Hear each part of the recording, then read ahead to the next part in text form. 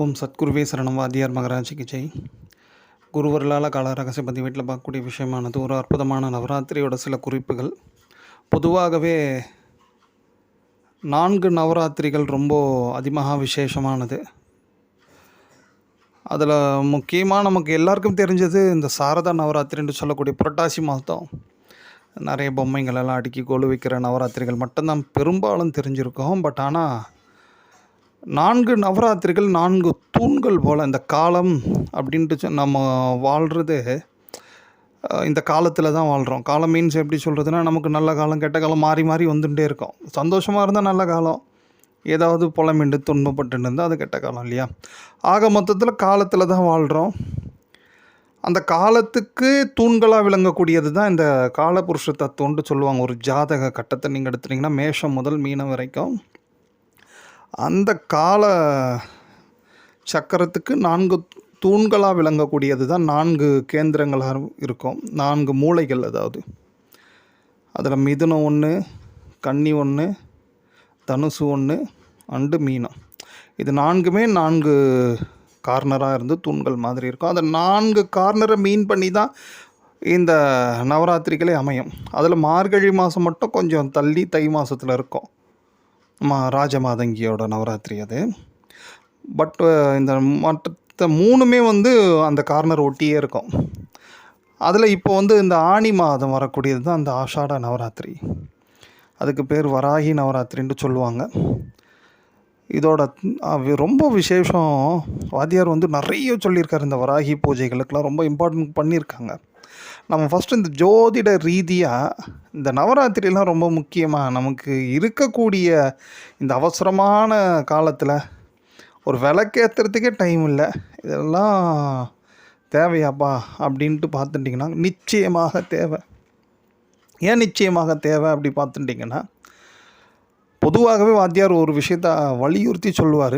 அம்பாள் பூஜையை எல்லாருமே கண்டிப்பாக கடைபிடிக்கணும். அம்பாள் பூஜைகள்னால் எல்லாருமே ஸ்ரீவித்யா உபாசகராக மாறிடணும் அப்படின்ட்டுலாம் கூட அடியேன்னு சொல்லலை.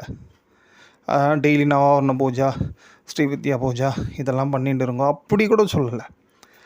டெய்லி ஒரு அபிராமி அந்தாதி, அங்காளி அந்தாதி, ஏதேனும் ஒரு அம்பாள் ஸ்லோகங்கள் தமிழில். உங்களுக்கு கொஞ்சம் வாய்ப்பு இருந்தால் லலிதா சகஸ்ரநாமம். ஏன் இதெல்லாம் சொல்லணுன்னா, நிச்சயமாக நமக்கு தலைக்கு வரக்கூடிய ஆபத்து தலைபாகையோடு போயிடும் கண்டிப்பாக. ஏன்னா அம்பாள் சக்தி தான், எங்கெங்கும் காணும் சக்தி எடா பாரதியார் சொல்கிறார் இல்லையா? சக்தி என்ற ஒன்று என்னன்னா ஏக்கம் தாங்க.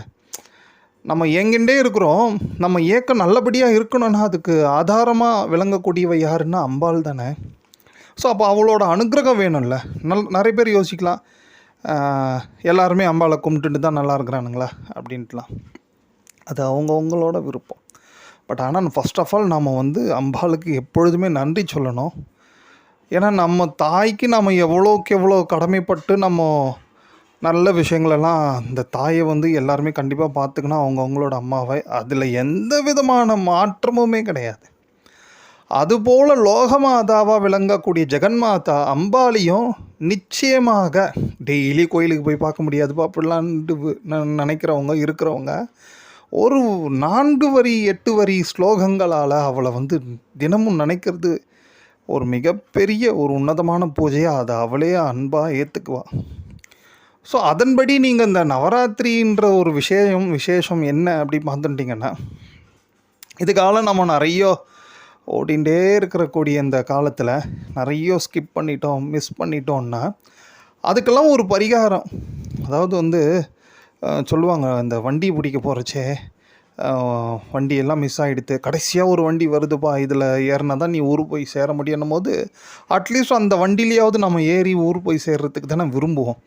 அதுபோல் பல காலங்களில் நம்ம அம்பாளோட பூஜைக்குரிய காலங்களெல்லாம் நம்ம நிறைய மிஸ் பண்ணி இருந்துட்டோம்னா இந்த மாதிரி வரக்கூடிய நவராத்திரி காலங்கள், அதாவது குறிப்பாக அந்த 4 நவராத்திரிகள் ரொம்ப முக்கியம். அந்த நவராத்திரி காலங்கள்லையாவது நம்ம நிச்சயமாக அம்பாளுக்காக ஒரு தீபம் ஏற்றி வச்சுட்டு அவளுக்குரிய ஒரு ஸ்லோகங்களை சொன்னால் கூட போதும். ரொம்ப எளிமையாக ஈஸியாக சொல்கிறேன். ஆனால் பூஜைகள் இன்னும் நிறைய விஸ்தாரமாக இருக்காது. ஃபஸ்ட் ஆஃப் ஆல் எல்லாராலையும் செய்ய முடியுமா அப்படின்ற விஷயத்தை தான் மோஸ்ட்லி குருவர்களால் உங்களுக்கு சொல்லுவோம்.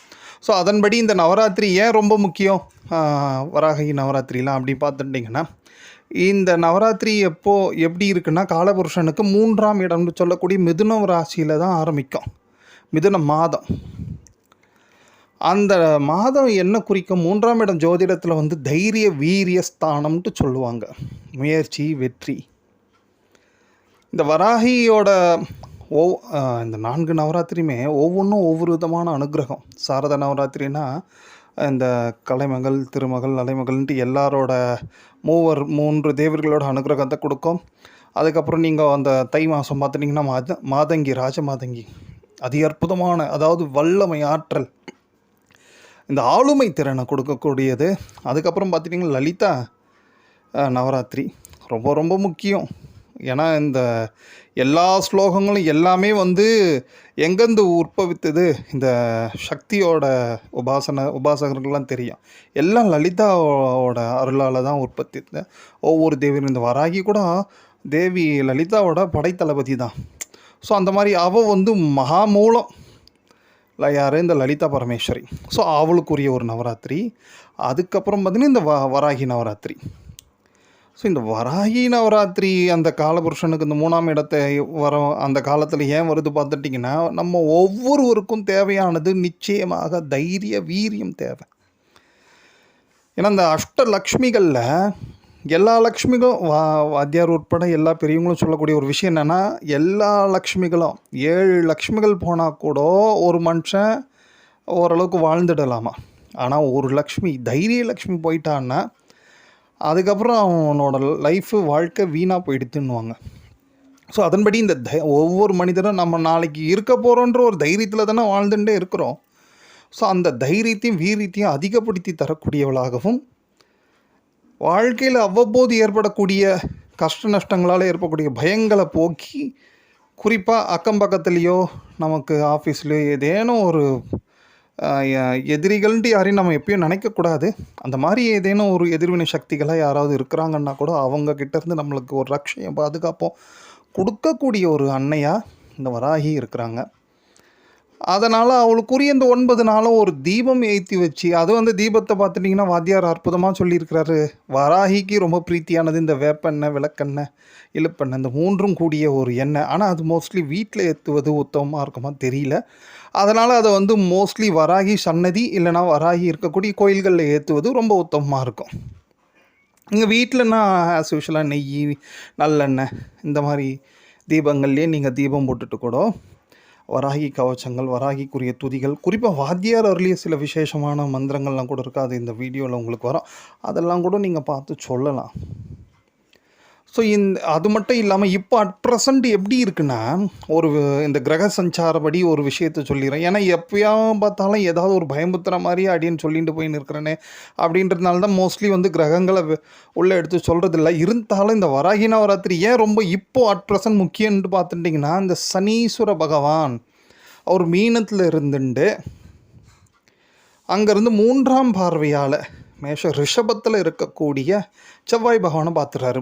எப்பொழுதெல்லாம் சனீஸ்வர பகவான், செவ்வாய் பகவான் தொடர்பு ஏற்படுகிறதோ அப்பொழுதெல்லாம் இந்த பூமிக்கு ஏதேனும் ஒரு சிக்கல், பிரச்சனைகள் அவ்வப்போது வந்துட்டு தான் இருக்கும். அது ஒரு நிலநடுக்கமாக இருக்கலாம், இல்லைன்னா இந்த மாதிரி சண்டை போட்டுண்டு வீணாக ரொம்ப ஒரு பதட்டம், போர், பயம், இதெல்லாம் அவ்வப்போது ஏற்பட்டுட்டே இருக்கும் பாருங்களேன்.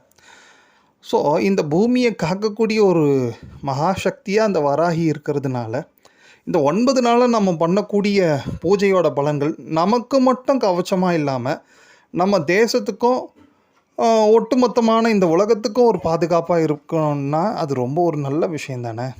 ஏன்னா எங்கே எவனாவது ஏதோ ஒரு குண்டை போட்டு அந்த பூமிக்கு அது வேதனை தானே. அதுலேயும் தேவையில்லாமல் நிறைய இந்த கதிரி இயக்கங்கள் இதிலருந்தெல்லாம் கூட தேவி வந்து பெரிய ரட்சையை கொடுக்குறாளாம். அதனால தான் வாத்தியார் ஒரு குறிப்பிட்ட ஒரு விஷயத்த சொல்லுவார். ரொம்ப ஒரு அணு சம்பந்தமாகவோ இல்லை ரொம்ப எலக்ட்ரிக்கல், அதாவது பாதுகாப்பு, என்ன சொல்கிறது, ஒரு உயிர் பயமாக இருக்கக்கூடிய இடங்கள்லாம் வேலை செய்கிறவங்க கைகளில் தர்பை, அதாவது தர்பையில் வந்து ஒரு பவித்திரம்ன்ட்டு சொல்லுவாங்க, அது கடையில் கூட கிடைக்கும். அந்த தர்பையால் ஆன அந்த பவித்திரத்தை அணிஞ்சுண்டு வராகிக்குரிய ஸ்லோகங்கள்லாம் சொல்லும் போது சீக்கிரமாக அதோட பலன்கள்லாம் கிடைக்கும் அப்படின்ற ஒரு விஷயத்தையும் வாத்தியார் குறிப்பிட்டு சொல்கிறாரு. ஸோ அவ்வளோக்கு அவ்வளோ ரட்சையை கொடுக்கக்கூடியவள் தான் இந்த வராகி. ஏனைய 3 நவராத்திரிகளுமே ஒவ்வொரு விதமான அனுக்கிரகங்கள் கொடுக்கக்கூடியதாக இருப்பினும் இந்த வராகி மட்டும் ஃபஸ்ட்டு ஆஃப் ஆல் நம்ம நல்லா இருக்கணும், சேஃபாக இருந்தால் தான் மற்றதெல்லாம் அனுபவிக்க முடியும். அதனால் நம்மளை எப்பொழுதுமே சேஃப் ஜோனில் வச்சுருக்கக்கூடிய ஒரு அதி அற்புதமான தேவியாக இந்த அம்பாள் விளங்குறா. ஸோ எல்லாருமே சேஃபாக இருக்கணும்ல கண்டிப்பாக. ஸோ அதுக்கு கண்டிப்பாக நாம் எல்லாருமே இந்த நவராத்திரி 9 நாளுமே நம்மளால் முடிஞ்ச சின்ன சின்ன விஷயங்கள் எல்லாம் தீபம் ஏற்றி வச்சுட்டு அம்பாளுக்குரிய ஸ்லோகங்களை சொல்கிறது, குறிப்பாக முடிஞ்சால் இந்த 9 நாட்களுமே நீங்கள் நிறைய மங்கள பொருட்களை தானம் பண்ணுறது, குறிப்பாக நித்தியபடி தர்ப்பணம் இந்த மாதிரி காரியங்கள் எல்லாம் பண்ணக்கூடியவங்க சிங்கம்புணரி வாத்தியார் ஐயா அப்படின்ட்டு சொல்லிவிட்டு அவருக்கு டெய்லி இந்த 9 நாள் அர்க்கியம் கொடுக்கறது. அவர் அதிமகா விசேஷமான சித்திரை வாத்தியார் குறிப்பிட்டு இருக்கிறாங்க. அந்த சித்தருக்கு வந்து நித்தியபடி அர்க்கியம் கொடுக்கறது, இதெல்லாம் வராகிக்கு ரொம்ப பிரீத்தியாக இருக்கும். அதனால் வந்து வராகி நவராத்திரின்றது ரொம்ப ரொம்ப தேவை. அதுவும் அட் ப்ரெசண்ட் இப்போது இந்த கிரக சஞ்சாரம் படி சனீஸ்வர பகவான் செவ்வாய் பகவானை பார்க்கறதுனால ஒட்டுமொத்தமாக இந்த பூமிக்கு சின்ன சின்ன பிரச்சனைகள் அவ்வப்போது வந்துட்டே இருக்கும். அந்த மாதிரி பிரச்சனைகள் பூமிக்கும் சரி, ஏன்னா பூமியில் தான் நம்ம இருக்கிறோம், பூமிக்கு எங்கே வந்தால் நமக்கு நான் வீட்டில் படுத்து தூங்கிட்டு இருக்க முடியாது. ஸோ அதனால் நம்மளுக்கும் சேஃபாக இருக்கணும்னு நம்மளோட இந்த பூமியும் சேஃபாக இருக்கணும்னா வராகி பூஜை, வராகி கவச்சங்கள், வராகிக்குரிய மந்திரங்கள், வராகிக்குரிய தீப பூஜைகள், குறிப்பாக தான தர்மங்கள், இது எல்லாமே நிச்சயமாக தேவை. அது வருஷம் ஃபுல்லாக உங்களை செய்யுங்கன்னு சொல்ல, அட்லீஸ்ட் அந்த 9 நாளாவது உங்களால் முடிஞ்சதை செய்யுங்க குருவர்களால். ஓம்.